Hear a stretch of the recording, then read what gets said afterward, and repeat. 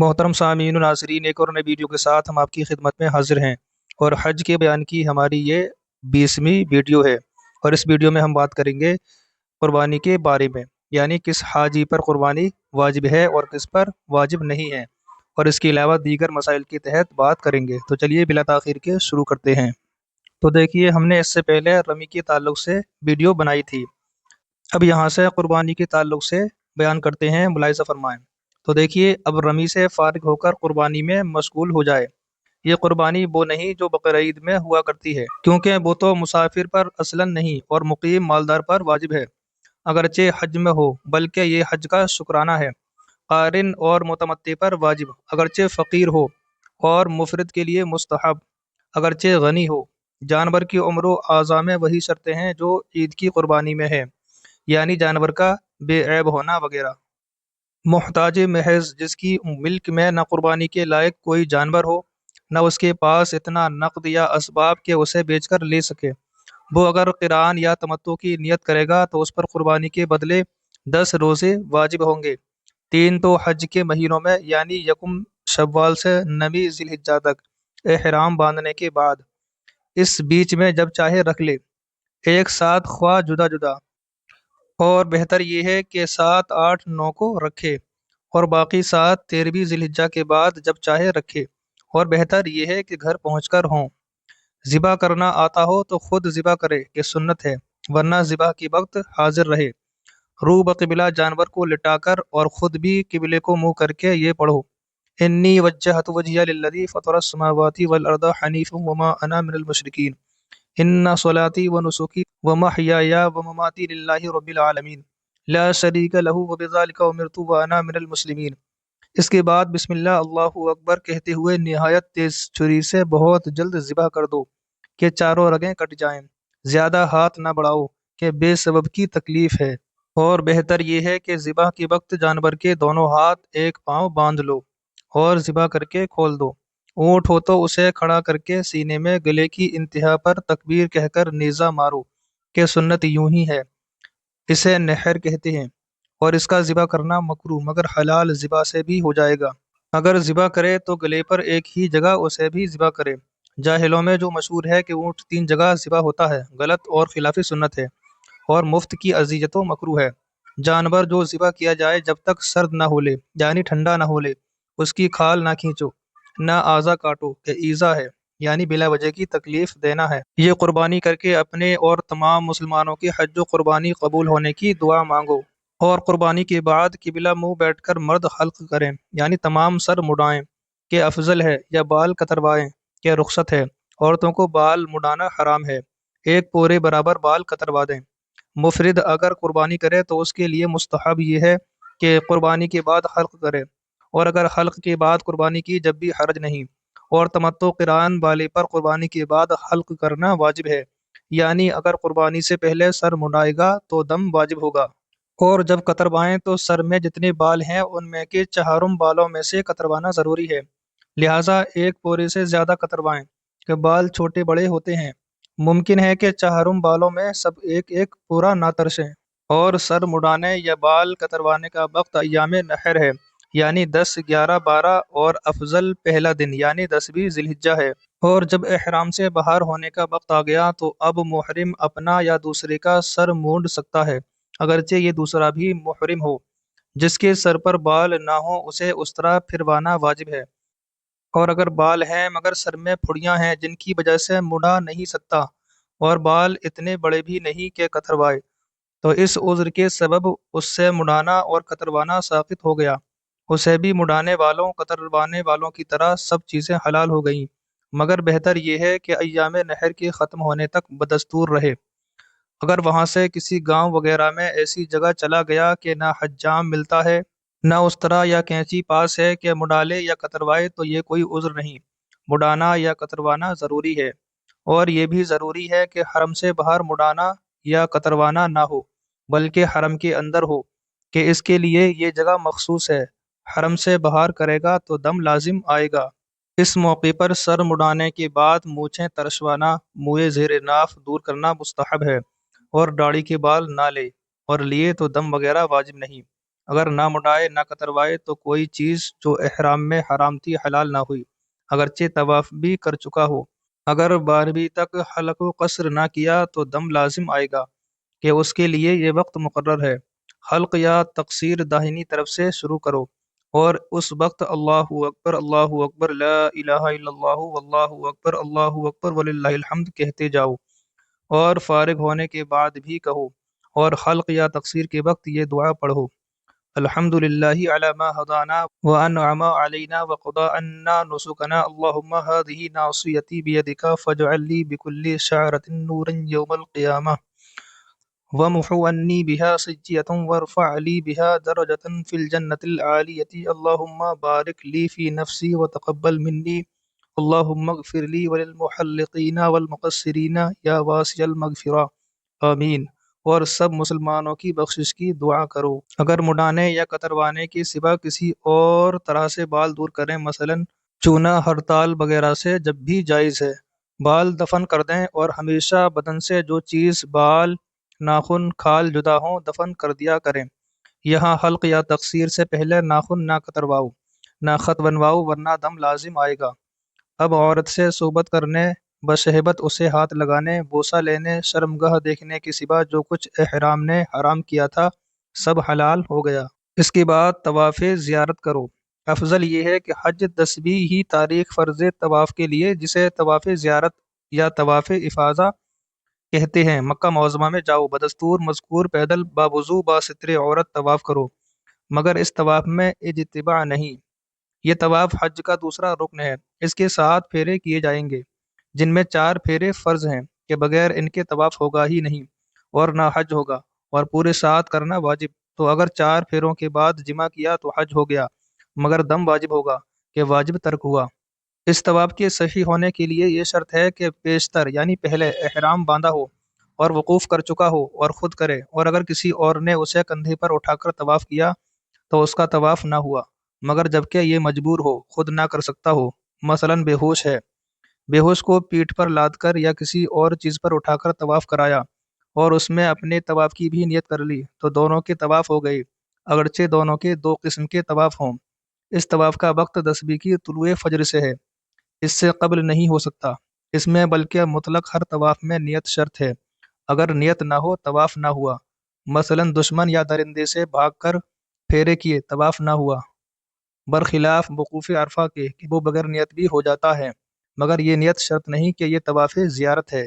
عید الاضحیٰ کی نماز وہاں نہیں پڑھی جائے گی۔ قارن و مفرد طواف قدوم میں اور متمتع بعد احرام حج کسی طواف نفل میں حج کے رمل و سعی دونوں یا صرف سعی کر چکے ہوں تو اس طواف میں رمل و سعی کچھ نہ کریں، اور اگر اس میں رمل و سعی کچھ نہ کیا ہو یا صرف رمل کیا ہو یا جس طواف میں کیے تھے وہ عمرہ کا تھا، جیسے قارن و متمتع کا پہلا طواف، یا وہ طواف بے طہارت کیا تھا یا شوال سے پیشتر کے طواف میں کیے تھے، تو ان 5 صورتوں میں رمل و سعی دونوں اس طواف فرض میں کریں۔ کمزور اور عورتیں اگر بھیڑ کے سبب 10ویں کو نہ جائیں تو اس کے بعد 11ویں کو افضل ہے، اور اس دن یہ بڑا نفع ہے کہ غالباً مطاف خالی ملتا ہے، اور عورتوں کو بھی باطمینان تمام حرج پھیرے میں سنگ اسود کا بوسہ ملتا ہے۔ جو 11ویں کو نہ جائے 12ویں کو کر لے، اس کے بعد بلا عذر تاخیر گناہ ہے، جرمانے میں ایک قربانی کرنی ہوگی۔ ہاں مثلا عورت کو حیض یا نفاس آ گیا تو ان کے ختم ہونے کے بعد طواف کرے، مگر حیض یا نفاس سے اگر ایسے وقت پاک ہوئی کہ نہا دھو کر 12ویں تاریخ میں آفتاب ڈوبنے سے پہلے 4 پھیرے کر سکتی ہو تو کرنا واجب ہے، نہ کرے گی گناہگار ہوگی۔ یوں ہی اگر اتنا وقت اسے ملا تھا کہ طواف کر لیتی اور نہ کیا، اب حیض یا نفاس آ گیا تو گناہگار ہوئی۔ بہرحال بعد طواف 2 رکعت بدستور پڑھیں۔ اس طواف کے بعد عورتیں بھی حلال ہو جائیں گی، اور حج پورا ہو گیا کہ اس کا دوسرا رکن یہ طواف تھا۔ اگر یہ طواف نہ کیا تو عورتیں حلال نہ ہوں گی، اگرچہ برسیں گزر جائیں۔ بے وضو یا جنابت میں طواف کیا تو احرام سے باہر ہو گیا، یہاں تک کہ اس کے بعد جمع کرنے سے حج فاسد نہ ہوگا، اور اگر الٹا طواف کیا یعنی کعبے کی بائیں جانب سے تو عورتیں حلال ہو گئیں، مگر جب تک مکہ میں ہے اس طواف کا اعادہ کرے یعنی دوبارہ سے کرے، اور اگر نجس کپڑا پہن کر طواف کیا تو مکروہ ہوا، اور بقدر مانع نماز ستر کھلا رہا تو ہو جائے گا، مگر دم لازم ہے۔ 10ویں، 11ویں، 12ویں کی راتیں منا ہی میں بسر کرنا سنت ہے۔ نہ مزدلفہ میں، نہ مکہ میں، نہ رہ میں۔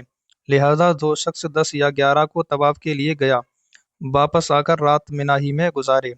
اگر اپنے آپ منا میں رہا اور اسباب وغیرہ مکہ کو بھیج دیا، یا مکہ ہی میں چھوڑ کر عرفات کو چلا گیا، تو اگر ضائع ہونے کا اندیشہ نہیں ہے تو کراہت ہے، ورنہ نہیں۔ باقی دنوں کی رمی کیسے کرے؟ تو دیکھیے 11ویں تاریخ بعد نماز ظہر امام کا خطبہ سن کر پھر رمی کو چلو۔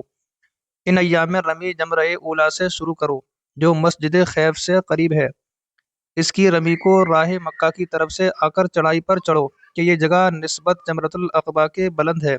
یہاں رو بقبلہ 7 کنکریاں بطور مذکور مار کر جمرے سے کچھ آگے بڑھ جاؤ، اور قبلہ رو دعا میں یوں ہاتھ اٹھاؤ کہ ہتھیلیاں قبلے کو رہیں۔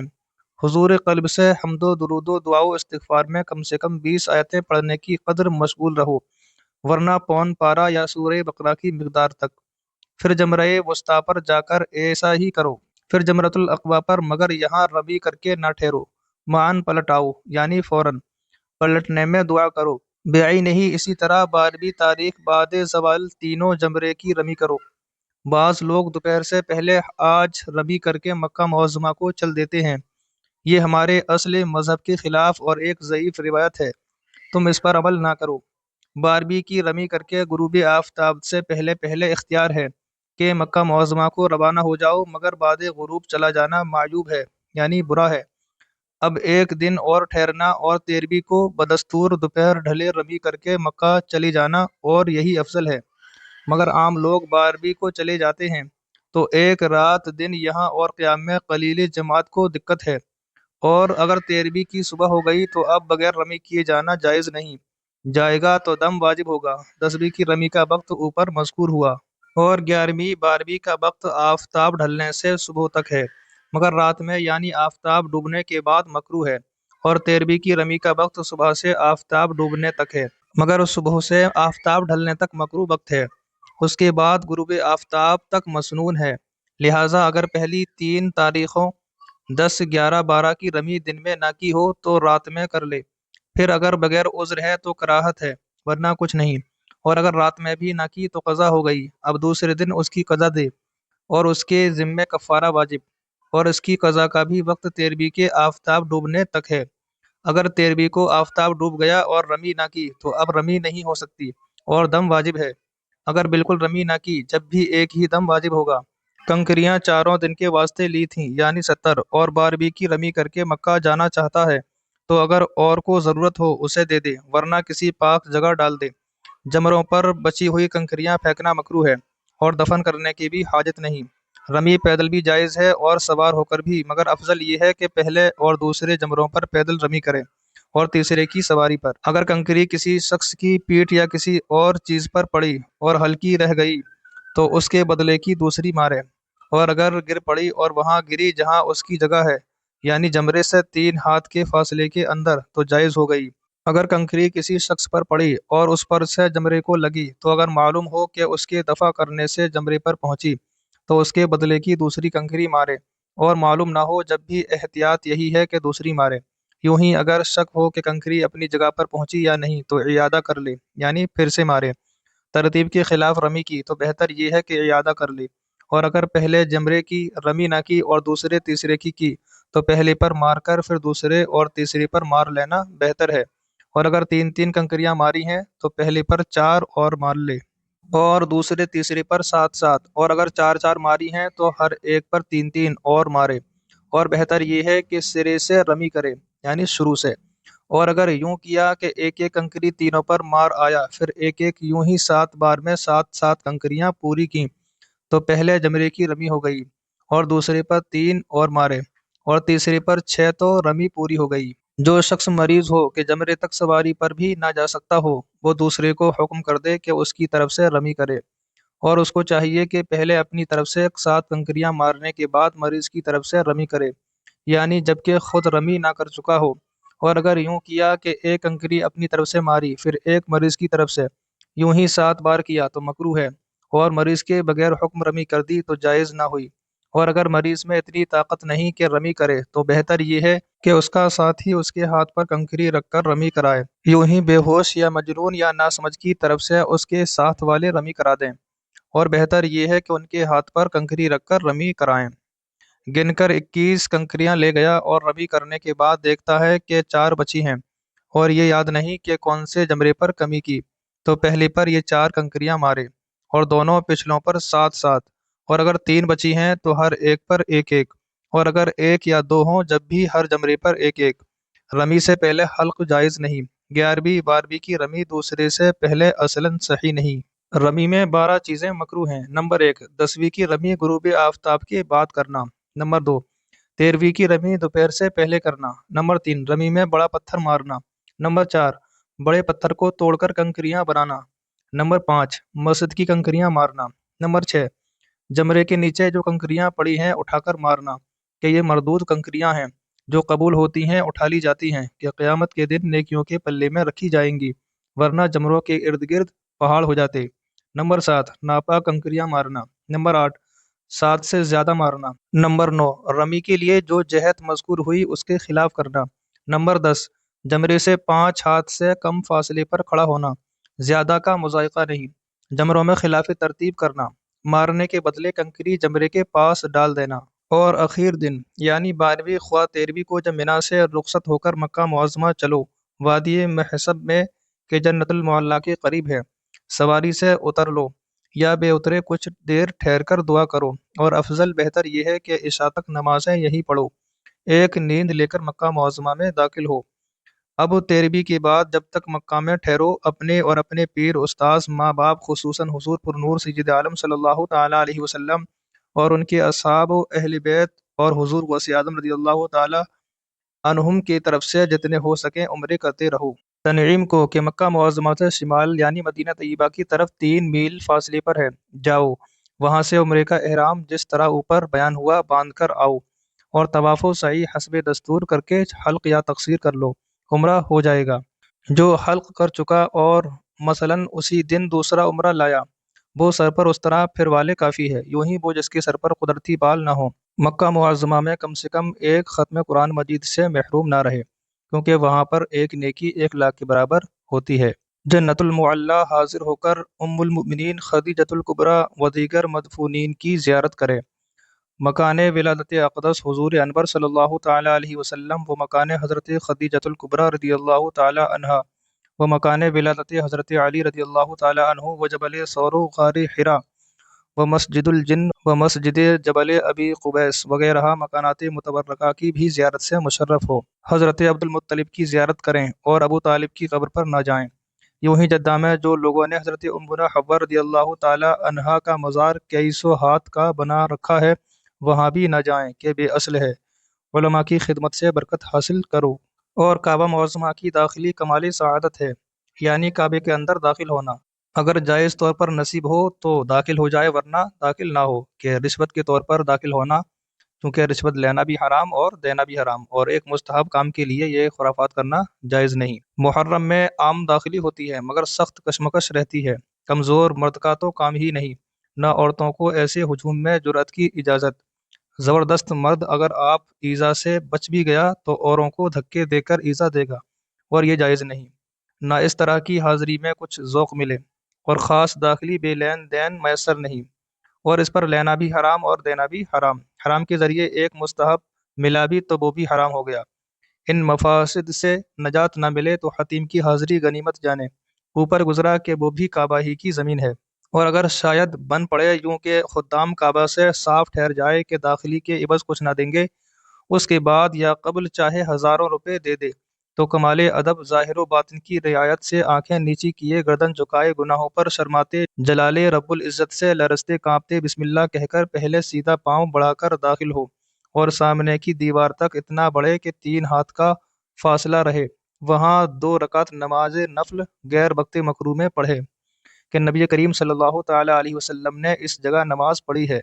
پھر دیوار پر رخسارہ یعنی گال اور منہ رکھ کر حمد و درود و دعا میں کوشش کرے، یوں ہی نگاہ نیچی کیے چاروں کوشوں پر جائے اور دعا کرے اور ستونوں سے چمٹے، اور پھر اس دولت کے ملنے اور حج و زیارت کے قبول کی دعا کرے، اور یوں ہی آنکھیں نیچی کیے واپس آئے، اوپر یا ادھر ادھر ہرگز نہ دیکھے، اور بڑے فضل کی امید کرو کہ وہ فرماتا ہے وَمَن دَخَلَهُ كَانَ آمِنًا، یعنی جو اس گھر میں داخل ہوا وہ امان میں ہے، والحمدللہ۔ اور بچی ہوئی بتی وغیرہ جو یہاں یا مدینہ طیبہ میں خدام دیتے ہیں ہرگز نہ لے، بلکہ اپنے پاس سے بتی وہاں روشن کر کے باقی اٹھا لے۔ غلاف کعبۂ معظمہ جو سال بھر بعد بدلا جاتا ہے اور جو اتارا گیا فقراء پر تقسیم کر دیا جاتا ہے، اس کو ان فقراء سے خرید سکتے ہیں، اور جو غلاف چڑھا ہوا ہے اس میں سے لینا جائز نہیں، بلکہ اگر کوئی ٹکڑا جدا ہو کر گر پڑے تو اسے بھی نہ لے، اور لے تو کسی فقیر کو دے دے۔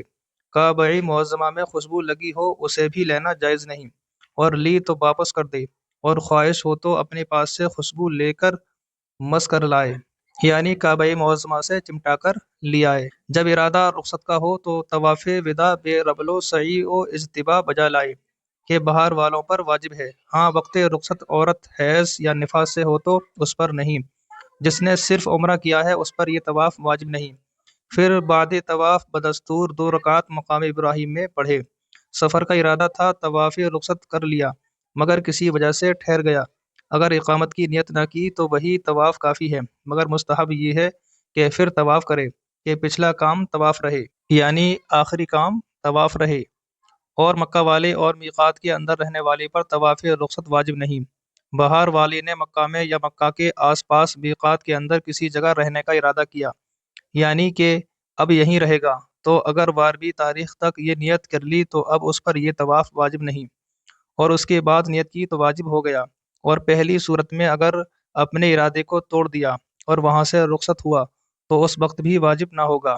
طواف رخصت میں نفس طواف کی نیت ضروری ہے، واجب و رخصت نیت میں نہ ہونے کی حاجت نہیں، یہاں تک کہ اگر بنیت نفل کیا واجب ادا ہو گیا۔ حیض والی مکہ معظمہ سے جانے کے قبل پاک ہو گئی تو اس پر یہ طواف واجب ہے، اور اگر جانے کے بعد پاک ہوئی تو اسے یہ ضروری نہیں کہ واپس آئے، اور واپس آئی تو طواف واجب ہو گیا جبکہ میقات سے باہر نہ ہوئی تھی۔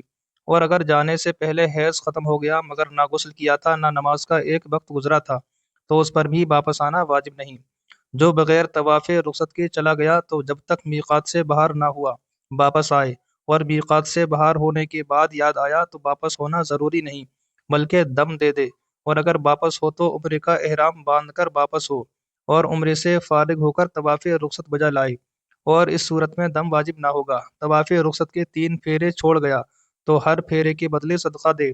طواف رخصت کے بعد زمزم پر آ کر اسی طرح پانی پیے اور بدن پر ڈالے، پھر دروازہ کعبہ کے سامنے کھڑا ہو کر آستان پاک کو بوسہ دے، اور قبول حج و زیارت اور بار بار حاضری کی دعا مانگے، اور وہی دعائے جامع پڑھے یا یہ پڑھے: السائل ببابک یسألک من فضلک ومعروفک ویرجو رحمتک۔ پھر ملتزم پر آ کر غلاف کعبہ تھام کر اسی طرح چمٹو، ذکر و درود و دعا کی کثرت کرو۔